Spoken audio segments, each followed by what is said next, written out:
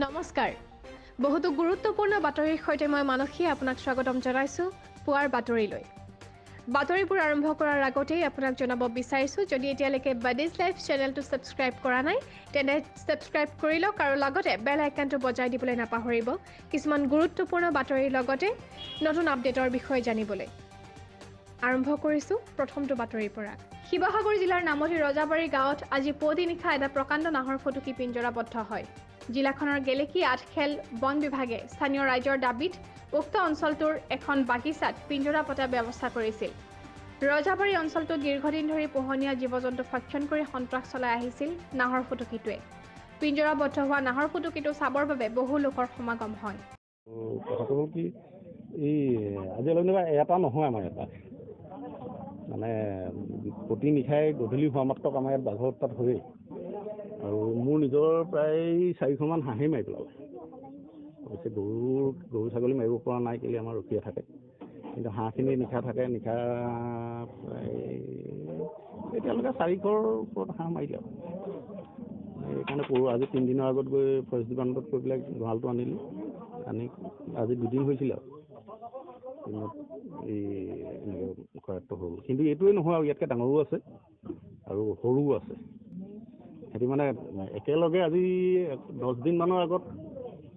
3টামান আহিছে তাৰমানে পোৱালিৰ লগত লৈ পেলাই জুম বান্ধি আহিছে মানুহেতো বিশ্বাসেই নকৰিব এনেকৈও যে বাঘ হৈছে গতিকে এইটোৱে আৰু কি ক'ব ফৰেষ্ট ডিপাৰ্টমেণ্টে গঁৰালটো দিছে আৰু উপায় নাই তেওঁলোকৰ হাততো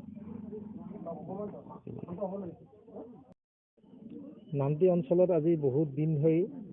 নাহৰ ফুটুকি বাঘৰ দ্বাৰা সন্ত্ৰাস সৃষ্টি হৈছে সাধাৰণ খেতিয়কৰ জীৱকুলক ধ্বংস কৰিছে আৰু তাৰ ফলত আমি ৰজাবাৰী গাঁৱত আপোনাৰ এটা আমি পিঞ্জৰা আজি 2টা দিনৰ আগত পতা হৈছিলে সেই পাতোতে আজি এই বাঘটো পিঞ্জৰাবদ্ধ হৈছে আমি বন বিভাগৰ পৰা এই গঁৰালটো অনা হৈছিলে আৰু ইতিমধ্যে যথেষ্ট সংখ্যক ৰাইজে এই বাঘটো প্ৰত্যক্ষ কৰিবলৈ আহিছে আৰু বহুত বাঘ আছে অকল এটা বাঘেই নহয় আমি বন বিভাগক আমি অনুৰোধ জনাওঁ আৰু কেইবাটাও পিঞ্জৰা বিভিন্ন স্থানত নামতি অঞ্চলত পাতি এই বাঘকেইটা যদি পিঞ্জৰাবদ্ধ কৰা হয় সাধাৰণ ৰাইজ উপকৃত হ'ব বিভিন্ন অসুবিধা কৰিছে বাঘটোৱে মানুহৰ চাহ বাগানৰ ক্ষেত্ৰত বনোৱা আহিবলৈ অসুবিধা পায় পাত ছিঙাৰ বাবে এই বাঘৰ ভয়ত তেখেতলোক আহিব নিবিচাৰে তাৰ ফলতো আমাৰ ক্ষুদ্ৰ চাহ খেতিসকলৰ যথেষ্ট অসুবিধা হৈছে সেইবাবে প্ৰশাসন আৰু বন বিভাগক আমি সাদৰে অনুৰোধ জনাইছোঁ যে অন্য অঞ্চলতো এনেধৰণে যদি পিঞ্জৰা পতা হয় বাঘকেইটা অন্তত পিঞ্জৰাবদ্ধ কৰিলে ৰাইজ উপকৃত হ'ব নিউজ ডেস্ক ৰিপৰ্ট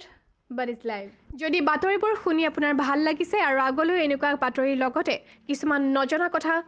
শুনি থাকিব বিচাৰে তেন্তে এতিয়াই সাবস্ক্ৰাইব কৰক বাডিজ লাইভ নামৰ এই ইউটিউব চেনেলটো লগতে আমাক ইনষ্টাগ্ৰামতো ফলো কৰিব পাৰে ইনষ্টাগ্ৰাম লিংক ডেছক্ৰিপশ্যনত দিয়া আছে আজিলৈ ইমানখিনিতে সামৰিছোঁ অহা কাইলৈ আকৌ লগ পোৱাৰ প্ৰতিশ্ৰুতিৰে সায়নাৰা